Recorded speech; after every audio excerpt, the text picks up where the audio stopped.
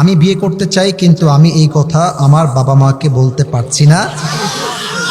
এখন আমার কি করা উচিত? আমি সিয়ামের বাপ কোথি গো?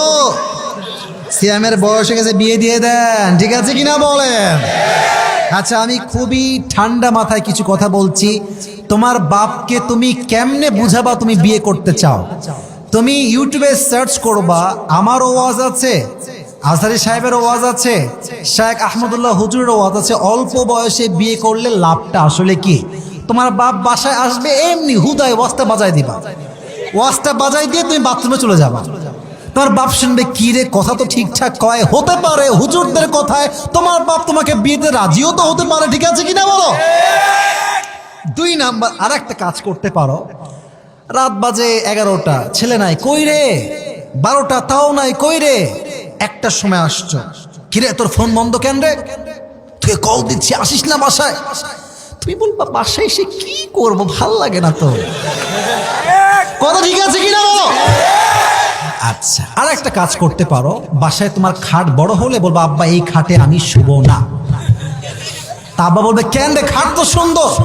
বলছে, এই খাটটা কাপল খাট, আমার সিঙ্গেল খাট লাগবে। দেখ, করাত নিয়ে এসে খাটটা মাঝখানে কেটে দিবা, মানে কাটবা বলতে কাটা না, অভিনয় করবা।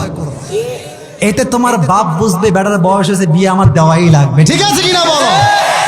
আচ্ছা, 4 নাম্বার, অলওয়েজ মন মরা। সালাম দিলে, কিরে আব্বা খাবি না? ভাল লাগে না, আসলে ভাল লাগে না। কিরে আব্বা বাহিরে যাবি না? যাও তোমরা, আমি যাব না।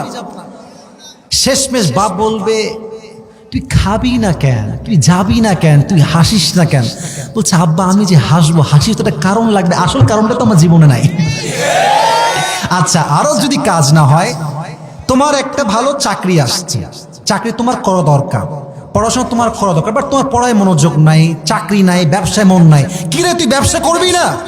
কে তুই কি পড়াশোনা করবি না? বলবো, আব্বা একখান ঘাড়ে চাপায় দাও, আমি এমনি পড়াশোনা করবো, ঠিক আছে কিনা বলো? মানে প্রত্যেকটা ধাপে ধাপে ধাপে বুঝাবা, আব্বা আমার জীবন বাঁচাইতে হইলে আমারে জোর করে হলো একটা বিয়ে আপনি দিয়ে দেন।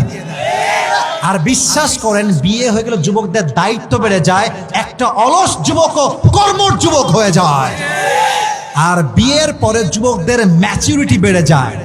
আর যারা বিয়ের পরে বাস খায়, বইয়ের থেকে ধরা খেয়ে, ওদের হাড় গুড্ডি সব সোজা হয়ে যায়, ওদের জীবনটাই সফল হয়ে যায়, ঠিক আছে কিনা বলো? তো আমার আব্বাজান, যারা আমার কথাগুলো শুনছেন, আপনার ছেলের বয়স 18 হলে, 19 হলে ওই আইন টাইন বাদ দেন। বয়স হয়ে গেলে আইন বাদ। আরে আমার ছেলেরা করলে আইন দিয়ে নয়, আমি আল্লাহ আদালতে ধরা খাবো যুবক ভাইরা, ঠিক আছে কিনা বলো? বয়স হয়ে গিয়েছে, সোজা বাপ মাকে বুঝাবা, বাপ মা বিয়ে দিলে না দিবে, তোমাকে প্রতিবাদ করে হলো বিয়ে করতেই হবে, ঠিক কিনা বলো? চলছে নভেম্বর, আসছে ডিসেম্বর, আসছে শীতকাল, স্লোগান হবে একটা, এই শীতকালে কম্বল নয়, ল্যাপ নয়, এই শীতকালে সিঙ্গেলদের বইয়ের দরকার।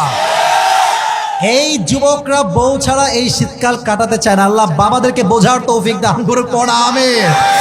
আল্লাহ প্রত্যেকটা মাকে বলছে, আমার প্রিয় মায়েরা, ছেলের কষ্ট বাপকে না বলতে পারলেও মা কিন্তু বাপের চাইতে ছেলের কষ্ট একটু বোঝে ভালো।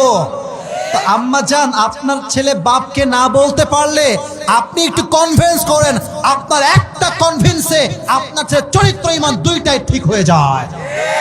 আল্লাহ আমার এই যুবকের মনের কষ্ট দূর করে দিক। সকলেই আমরা জবান খুলে পড়ছি আমিন।